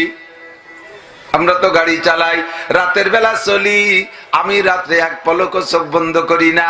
ড্রাইভারের চোখের দিক তাকাই আমি পাহারা দেই, কারণ সুন্দর রাস্তা হইলে জোরে গাড়ি চালাইলে অনায়াসে তার তো আর কোনো টেনশন নাই, শুধু কি কয় এক্সেলেটর পাড়ায় ধরে শুধু চলতেই তালে থাকে, অনায়াসে ঘুম আসে। আমরা ঘুমাই, ড্রাইভার যদি ঘুমাই যায়, আল্লাহু আকবার, গন্তব্যে, দুনিয়ার গন্তব্যে যার আগে আখিরাতের গন্তব্যে চলে যেতে হবে। গাড়ি রাস্তার চেয়ে খালের মধ্যে দিয়ে জোরে চলবে কতক্ষণ? সারা দুনিয়া সবাই ঘুমাও, আমার আল্লাহ যদি ঘুমিয়ে যায় তাহলে কি জগৎ বাঁচবে? ইমাম আবু হানিফা রাহমাতুল্লাহ আলাইহির সাথে কিচ্ছা উলামায়ে কেরামের কাছ থেকে শুনে থাকতে পারেন। ইমাম আবু হানিফার জামানায় এক নাস্তিকের সাথে উনার তর্ক। নাস্তিক মানে তাদের বিশ্বাস আল্লাহ নাই। আপনাদের বিশ্বাস কি আল্লাহ আছে? জোর হলো না? কোন জায়গা? ইস্তাওয়া আলাল আরশ। কখনো বলবেন না আল্লাহ সব জায়গা আছে, কখনো বলবেন না আল্লাহ সব জায়গা আছে। আল্লাহর ক্ষমতা সব জায়গা আছে। আল্লাহ নিজেই বলেন ইস্তাওয়া আলাল আরশ। আরশে আজিমে আল্লাহ পাক তার যেমন থাকা দরকার তেমন আছে, তবে তার ক্ষমতা একেবারে ছোট থেকে বড় সব জায়গা আছে। ঠিক না? মাননীয় প্রধানমন্ত্রী, বাংলাদেশের প্রধানমন্ত্রী একেবারে টেকনাফ থেকে তেতুলিয়া, জাফলং থেকে শ্যামনগর, আল্লাহু আকবার, দিনাজপুর, পঞ্চগড়, ঠাকুরগাঁও, পীরগঞ্জ থেকে নিয়ে কুয়াকাটা পর্যন্ত গোটা বাংলাদেশের সব জায়গার প্রধানমন্ত্রী জননেত্রী শেখ হাসিনা। তাই বলে কি আমার আপনার চার দোকানে এসে বসে থাকে নাকি? কতক্ষণ? আমার আপনার পায়খানার পানি আগায় দেয় নাকি? ডিলাকুলুক ধরে দেয় ডেকে? দায়িত্ব উনার কিন্তু একাম করে না, লোক আছে, ব্যবস্থা করে দিছি। আমার আল্লাহ ইস্তাওয়া আলাল আরশ, আরশে আজিমে আছে, তবে সব জায়গা তার কুদরত বিরাজমান। এ কথার প্রতি বিশ্বাস রাখি আমরা, ঠিক কি ঠিক না? আল্লাহু আকবার, আল্লাহ আছে। নাস্তিক কয় আল্লাহ নাই। তর্ক শুরু হলো। এরপরে একটা বিতর্ক অনুষ্ঠান তৈরি করা হলো। বিতর্ক অনুষ্ঠানে বাহাস করবে একমাত্র এদিকে মুসলমানদের পক্ষে ইমাম আবু হানিফা, তেমন অল্প বেশি বয়সও না, অল্প বয়সী একটা ছেলে, বয়সী সবে মাত্র যুবক হয়ে উঠছে, ইলমে ভরা, বিশাল মাসরাত তৈরি করেছে। নাস্তিকের দলে পুরো মাঠ। বড় প্রসিদ্ধ নাস্তিক, তর্কবাগীশ, তার সাথে কেউ কখনো তর্ক করে পারে না। নাস্তিকের দলে হাজারো নাস্তিক জমা হয়ে গেছে। টাইম দেশে বেলা 10টায় অমুক ময়দানে অমুকের সাথে মুনাজারা হবে ইমাম আবু হানিফার। নাস্তিক তো দলবল নিয়ে এসে বসে আছে। ইতিমধ্যে ইমাম আবু হানিফা রাহমাতুল্লাহ আলাইহি আসবেন। আসতে উনি ইচ্ছা করলে পারতেন টাইম মতো আসতে, ইচ্ছা করে টাইম মতো না এসে আধা ঘন্টা দেরি করে আসছে। যখনই আধা ঘন্টা দেরি করে আসছে, এবার নাস্তিকরা তো স্লোগান দেয়া শুরু করছে, এই দেখ তোকে মুসলমানকে খোদা তোকে হুজুরে হাজির করতে পারে না, তোকে যদি খোদাই থাকতো তাহলে তো হুজুরের সময় মতো উপস্থিত করে দিত, চল ময়দান ফাতা। বের হয়ে যাবে স্লোগান দিতে। এর মধ্যে স্বাভাবিকভাবে একেবারে পাবলিক সুরতে ঘুরতে ঘুরতে নড়তে নড়তে আসছে একটা পোলার মতো মৌলবী। সামনে আসছে, নিচে বসছে, জায়গা দেশে ইমাম আবু হানিফাকে নিচে, আর ওই নাস্তিক বসছে স্টেজের উপরে ডাটের চেয়ারে। ওর দলে তো লোক বেশি, সর্বকালে কাফেরদের দলে লোক বেশি। কতক্ষণ? এখনো 800 কোটি মানুষের মধ্যে 650 কোটি কাফের আর 250 কোটি মাত্র মুসলমান। ইমাম আবু হানিফা যখন নিচে আসছে, নাস্তিক বলে, হে মৌলবী, আসার কথা 10টায়, দেরি করলে কেন? তোমার আল্লাহ তোমার টাইম মতো আনতে পারে না। আমরা আল্লাহ বিশ্বাসী না, নিজের শক্তিতে সবকিছু করি। আমরা টাইম মতো চলে আসছি, আমরা আল্লাহর অপেক্ষা করি না। ইমামে আবু হানিফা রহমাতুল্লাহ আলাইহির প্রত্যেকটা কথাই নাস্তিকের এই এলোমেলো কথার জবাব। ইমামে আবু হানিফা বলে, ভাই আমি তো আসছি নদীর উপার থেকে, আমি আসছি টাইম মতো আসছি, এমন সময় যাতে খিয়া পার হয়ে এসে সময় মতো উঠতে পারি, কিন্তু বরঞ্চ তার চেয়ে একটু আগেই টাইম নিয়ে আসছি। কিন্তু উপার আসার পরে নদীতে পারের কোনো ব্যবস্থা পাই না, কোনো পারাপারের ব্যবস্থা নাই। কয় তারপরে কি করলে? কয় যখন পারের কোনো ব্যবস্থা নাই তখন চিন্তা করতেছিলাম, ইতিমধ্যে আমার সামনে আচানক একটা গাছ তৈরি হয়ে গেল, বড় একটা শাল গাছ, মুহূর্তের মধ্যে একটা গাছ হয়ে গেল। কট্টুক হলো, কয় গাছটা এতটুক হলো যে একটা গাছের তক্তায় পুরো নৌকো হয়ে যায়, এমন একটা গাছ হয়ে গেল দেখতে দেখতে। বলার সাথে সাথে নাস্তিক কয়, দেখো মৌলবীরা কত বড় আনাড়ি, গাছ কেউ লাগালো না, দেখতে দেখতে মুহূর্তের মধ্যে মধ্যে গাছ হয়ে গেল। তারপরে কি হলো? কয় এই গাছটা একা একা হারিয়ে গেল, সুন্দর কতগুলো তক্তা হয়ে গেল। কয় দেখো মৌলবী কত বড় আনাড়ি, করাতি ছাড়া বলে গাছ ফাড়িয়ে তক্তা হয়ে গেল। এরপরে কি হলো? কয় তক্তা গুলো নিজে নিজে জোড়া লেগে সুন্দর একটা নৌকা হয়ে গেল সরের উপরে। এই শুনে সবাই হা হা করে হাসতেছে। দেখো মৌলবী আবার বাহাস করতে আছে এত বড় পণ্ডিতের সাথে, সেই রকম বলদের মতো কথা কয়। এবার তক্তা গুলো নিজে নিজে জোড়া লেগে নৌকা হয়ে গেল। তারপরে কি হলো? কয় যে আমি তো অত বড় নৌকো ঠেলে নামাতে পারি না, নৌকো খান নিজে নিজে পানিতে নাইমে গেল। আরো হাসে। তারপরে কি হলো? কয় আমি উঠলাম, নৌকোটা এমনি এমনি পার চলে আসলো। শুনে হা হা করে হাসতেছে, মাঝি নাই, মাল্লা নাই, ইঞ্জিন নাই, মোটর নাই, বোটে নাই, সৈর নাই, দাঁড় নাই, কোনোটা নাই, গুণ নাই, একা একা বলে নৌকোই পার চলে আসে। এই করে ঠাট্টা করে হাসাহাসি করতেছি। ইমামে আবু হানিফা এবার বলতেছে, বলো এতগুলো কাজ হইতে কি একটু সময় লাগে না? গাছ হবে, তক্তা হবে, নৌকো হবে, পার করবে, এগুলো করতে যে একটু দেরি হয়ে গেছে, তাই আমি পিছে পড়ে গেছি। নাস্তিক কয়, দেখো কত বড় দামলা মৌলবী, বলদের মতো কি কি কয়। ইমামে আবু হানিফা কয়, এ নাস্তিক, মুহূর্তের মধ্যে যদি কেউ না লাগাইলে একটা গাছ হইতে পারে না, করতি ছেলে যদি তক্তা হইতে পারে না, মিস্ত্রি ছাড়া যদি নৌকো হইতে পারে না, মাঝি ছেড়ে যদি নৌকো পার আসতে না পারে, তাহলে এত বড় ভূমণ্ডল, আসমান জমিন, এত বড় পাহাড় পর্বত, বিশাল কায়নাত কোন সৃষ্টিকর্তা ছাড়া কেমনে হইতে পারে?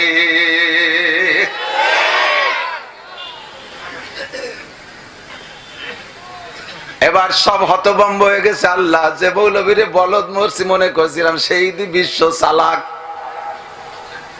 বলদ সাজি তাই বলদ, নইলে অত বলদ না। কথা কন না কেন?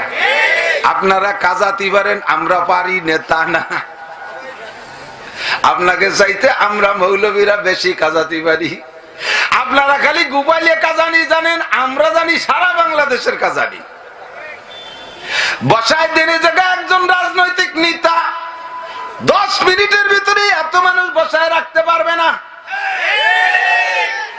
বহুত মঞ্চে যাই, লাখখানিক, 2 লাখ 5 লাখ মানুষ নিয়ে বয়ান করি, ইতিমধ্যে আঞ্চলিক নেতা একজন আসে, আইসে মাইক ধরে 2 কথা বলবে, কিভাবে শুরু করবে কিভাবে শেষ করবে খুঁজে পায় না। শুরু করতে খানিক লাগাই ফেলাইছে, এরপরে থামবে কি রে, ব্রেক কোনো দিশেই পায় না।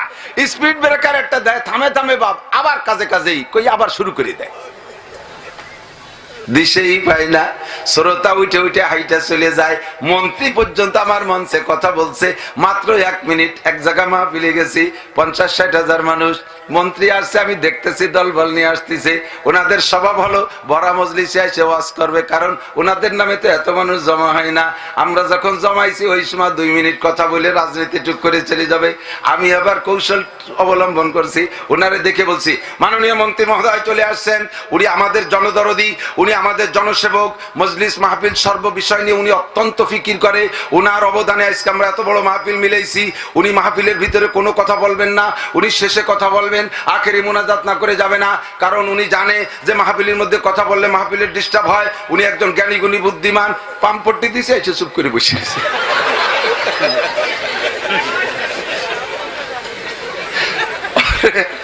ওনার তো ব্যস্ততা রয়েছে পিছনে, আমারে কানে কানে করছে হুজুর যাক কইছে নাই আমার যার কাছে নাই। আমি হলে এই টাইমে 10-15 মিনিট ওয়াজ করি এই ভরা মজলিসে, আজ যা আটকাইছেন আমি ব্যস্ত হুজুর, আপনি যদি 1 মিনিট আমার সময় দিতেন, খালি সালাম দেবো আর উত্তর নিয়ে নেমে যাবো। জি তা ঠিক আছে দেন। সালাম দেশে আর উত্তর মাইক হাতে নিয়ে সাথে সাথে 500-600 উঠে আটা দিছে। উনি কতকে ভাই ধরি ভয় আমি আর জীবনও আসবো না, আসলে চুপ করে শুনবো। মাঝে মাঝে বলি তো মোল্লা জিয়ন রহমাতুল্লাহ আলাইহি আমাদের কওমি মাদ্রাসার সবচেয়ে উসুলে ফিকার কঠিন একটা কিতাব লেখছে, নুরুল আনোয়ার কিতাবটার নাম। সবচেয়ে জরুরি কিতাব, ফিকার কিতাবের উসুলের সবচেয়ে জরুরি কিতাব। এই মোল্লা জিয়ন বাচ্চা